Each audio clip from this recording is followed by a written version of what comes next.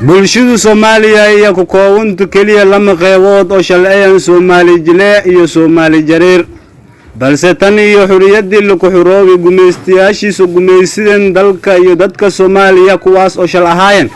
Ingiriiska iyo Talyaaniga waxa wadanka Soomaaliya maamulye ama madaxtinimadiis gacanta ka jirtay Soomaali jilaada taasoo suurtagelisay Soomaali jilaada in ay iyo leeyahay hoggaanka ka sareeyay dalka mayna sidoo kale fursad u helena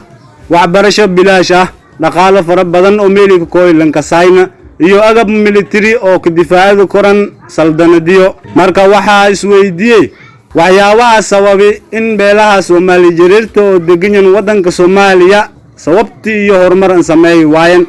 mayna ogaaday in madaxdii Soomarti madaxtinimada dalka Soomaaliya ila dardaarmeen gumeystayaashiisa gumeysideen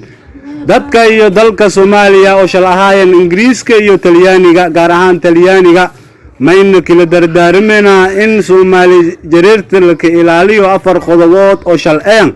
taladan ka sareeyay dalka ilaha dhaqaalaha ka soo galooyan wadanka waxbarashada iyo agabka militariga sidoo kale may isweydiiyay sideen ku suurtagal in madaxda Soomaali jilaada fuliyan balamahi iyo ka qaadan gumeystayaashii Ingiriiska iyo Talyaaniga ahaayeen mayna la sheegay sidoo kale in isla Talyaaniga ku soo shaqeeyay qaabkii ka oofi lahaayeen balamadii ka qaadan Talyaaniga mayna la soo hindisay ambalshanay qorshayaal oo la ka mashquuliyaa Soomaali jareerta mayna la talagalay in ay soo haweysanba dhaqaalaha siyaasadda waxbarashada iyo militariga mayna la ka sameeyay deegaanadiyo mashruuciyo aad u waaweyn oo la talagalay in la ka mashquuliyo oo la ka marin hawaabiyo iyo ilmoojabo sagaalka gobol oo deegaan Soomaali jareerta iyo mayl la qorsheeyay in la jeeyo mashaariicyo waaweyn oo iyo markaasi ka mashquulaan oo aan dareemayna waxyaabaha kale oo iyo markaasi baahida karan mashruucyada la jeeyay deegaanada deegaan Soomaali jareerta iyo may kamid ahaayeen warshada sonkorta Jowhar warshada sokorta Mareere Jilib warshada dharka Balcad warshada bariiska Bandar Salaam Jilib mashruuca korontada Maland Faanole Jilib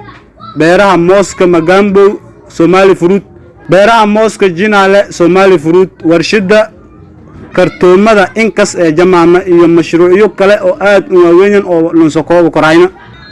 daawadayaal barnaamijyadan iyo barnaamijyo kale oo ka saabsan sababta Soomaali jilaada in helan fursadaha iyo maanta ku hogaamiyooyan dalka oo waayeen Soomaali jareerta fursadahaas iyo kuwa lamid ayan iyo may kadaysid doontana Native Somali TV ayna si la dareersi doonye anigoo wariyay Yusuf Dabyamba intii aan barnaamijkan ka banamay kala dardaarmay hadii aad barnaamijka ka heli ama xiisaas ama taageeraas siniinka naqato dhiirigelin inaad like ni saarto share gareyto comment ni ka subito